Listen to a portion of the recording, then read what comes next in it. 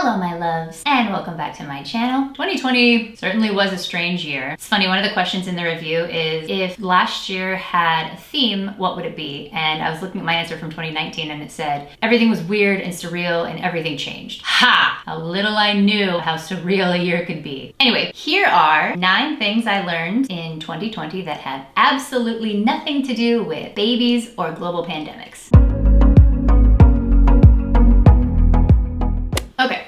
Thing number 1, the fragrance loophole. So, okay, you know how the FDA requires companies to disclose everything that's in their products? Well, there's this giant loophole that says they don't if it makes up part of the fragrance or the perfume. Back in the day, it was meant to protect perfume makers because for them, their ingredients are actually a trade secret. But because of that, any product that has the word fragrance listed as an ingredient, you can't be 100% certain what's actually in it. A lot of the companies themselves don't even know what's in their products because they outsource the fragrance to third-party companies. There's this huge disconnect in the supply chain. So companies can legally say things like paraben-free and non-toxic, but the product could totally have all of that stuff in it, and it often does. The documentary, by the way, if you want to watch it, it's called Stink, goes into examples where that use case actually happens all the time. Then of course, in consumer safety law with all the lobbyists in the mix, once a chemical is proven to either cause cancer or cause birth defects, it's actually really hard to get them legally banned in the US. In Europe, there's roughly 1,500 chemicals that are banned from consumer products, and in the US, there are 10. It's the cumulative impact of how often you're exposed to these chemicals. From the time you get up, you're washing your hair, using body wash, lotion, laundry detergent, air freshener, scented candles. The cumulative effect is really scary. The older I get and the more I learn about the system, the less I want to rely on products made by any company that has shareholders that incentivize them to make money. Lesson number 2, stretching in bed. I've been complaining about getting older since I turned 25 and have been lamenting how long it takes me to get over hangovers. But man, something about this year, my body hurt a lot. And I started finding it hard to get up in the morning because I just felt sore, which resulted in me generally just kind of slacking off in the mornings. But I did what I always do. I created a new morning routine. And I started it with a 5 to 10 minute stretch while I'm still in bed. I found that just doing something that got the blood flowing in the morning was so helpful. And you don't even have to get out of bed to do it. Lots of stretching in 2020. Lesson 3, finding my life purpose. What a year to lock in that whole meaning of life thing, right? I've been on a journey to figure out what my life purpose is ever since I left tech when I was pregnant. My goal had always been, okay, the next job that I get, I want it to be something that fills me with purpose so that I can combine what I'm put on this earth to do with the thing that makes money. Should I go back to engineering? Should I keep climbing the COO ladder? Did I give up on music too soon? Should I give filmmaking a real go? What is my purpose? And finally, during an exercise with my coach, we were trying to find my mantra, and I was fumbling particularly hard with this, and she said, you know, it can be something really simple. My life purpose, for example, is joy. And it hit me like a proverbial ton of bricks. More than anything else in my life, I have been drawn to happiness, following whatever fills my life with love and laughter and creativity, and so many different things fall into that category. Coding and editing and starting a YouTube channel, your mom. It can really just be all about joy. And if I take a job that doesn't 100% fill me with purpose and it pays the bills so that I can travel, go surfing after work, make music with my bandmates on the weekends, that's totally fine. And looking back, the only real thing I've been drawn to is trying as many different things as possible. My career path reflects that pretty accurately. I just want to see and experience everything. Oh, if you found this video because you're interviewing me for a job, ignore everything I just said. I have always been passionate about the problem that your company is trying to solve. Lesson number 4, how to wash your face. Here's a dumb thing that I learned way too late in life. The actual proper way to wash your face is using 2 steps. First, an oil-based makeup remover, and the second, a non-foamy lotion face cleanser. By now, most of us understand that anything that foams is pretty drying to the skin because it strips off all the natural oils, but I could never get away from that with face wash because it just never felt like it was cleaning all the stuff off my skin. I also never used makeup remover because I thought that was for people that wore a lot of makeup, and I tend to not wear a lot. Turns out you actually really do need oil-based cleanser because it's what you need to get all the products off your face. So if you're using any kind of serums or sunscreen, which you all should be, you actually need that to sort of remove those products. And then lotion cleanser is actually what gets the dirt off. Both of them together, your face is extremely extremely clean without being overly dried out. I switched to the two-step probably in the middle of 2020 and I will never go back. I've seen a huge improvement in my skin. Highly recommend. Lesson 5. Stop taking skincare tips from people in their 20s. It's been a running joke on this channel that I've desperately wanted to be in the YouTube Beautiful People's Club, but I can't because no matter how closely I follow your tutorials, I don't look the same. And for years, I just thought it was because I had bad skin, weird eyebrows, until I discovered the other half of the YouTube Beautiful People's Club, the 30-year-old beautiful people. These are the makeup gurus who teach you how to do your makeup if you don't have flawless 17-year-old skin. I learned how to actually wear under eye concealer without doing this.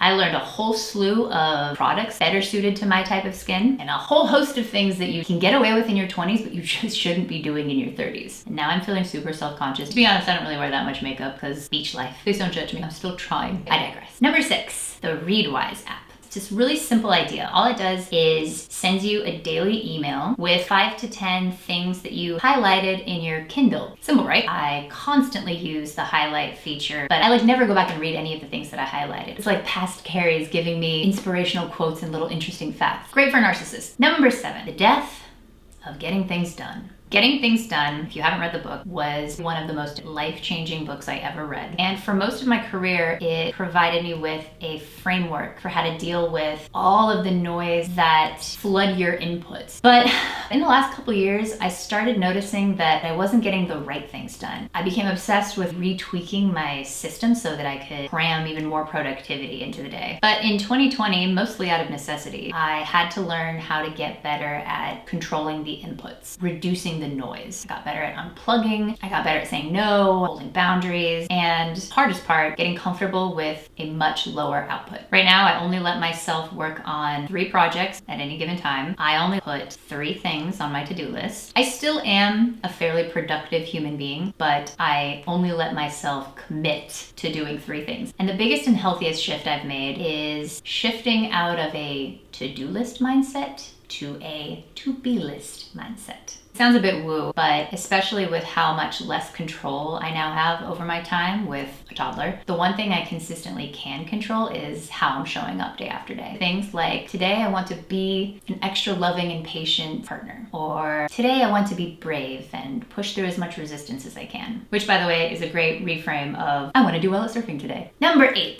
YouTube fireplaces. I used to be like most people and only do this around Christmas time, but this has become like my security blanket. I think because we moved around so much, it was one way that I could create this homey, cozy environment, even when we were in hotel rooms or super small Airbnbs. I don't actually know if there's a lesson here, but it's been a huge part of 2020 for me.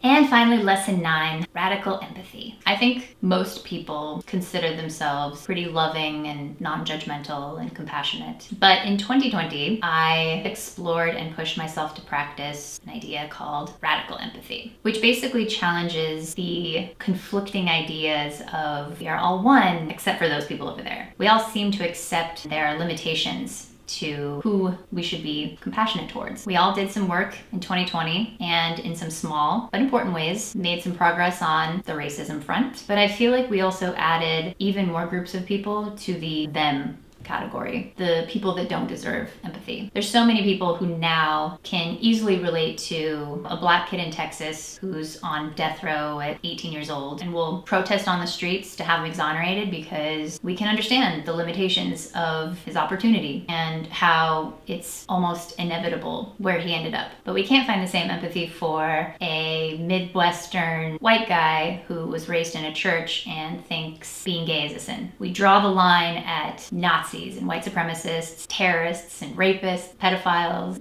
Trump supporters. I know, it's uncomfortable. Radical empathy says there is no line. We can still be frustrated and angry at people's actions and say that their behavior crossed a moral line while still being empathetic and seeking to understand why they took those actions. It does make me uncomfortable to talk about this on the internet, but it was a all-encompassing life lesson for me in 2020. It's really hard for me to find the right words, so I want to leave you with a couple of lines from a poem. I'm not usually into poetry. This poem is by my all-time favorite musician, Amanda Palmer. I'll put a link in the description to the full text, but I just wanted to share a couple of lines that were really powerful and I think better summarize the life lesson here. Empathy is nothing but the heart's imagination, the strange creative act of surgeon stepping into patient, the uncomfortable trying out of shoes that won't slip on, or a burqa, or fatigues, or a backpack with a bomb.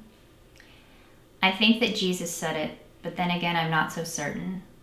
Love your enemies is open to a new interpretation. Love the ones that you can manage is a more prudent expectation. The most dangerous of acts is to ban where hearts can go. It's a different kind of war, a kind of terrorism of the soul. What I want to say is that we will stay crippled in the darkness if we cannot feel compassion for the heart that is the darkest. For the hearts that turn to darkness have the crucial tales to tell, and we would sooner cut our ears off than sit and listen well. Empathy is nothing but the heart's imagination. You can choose to love your enemies, or you can choose to hate them. You can choose to love your enemies. Stand your ground, stand your ground, stand your ground. Let it begin here. Thanks so much for being here, guys. I'll see you in my next video.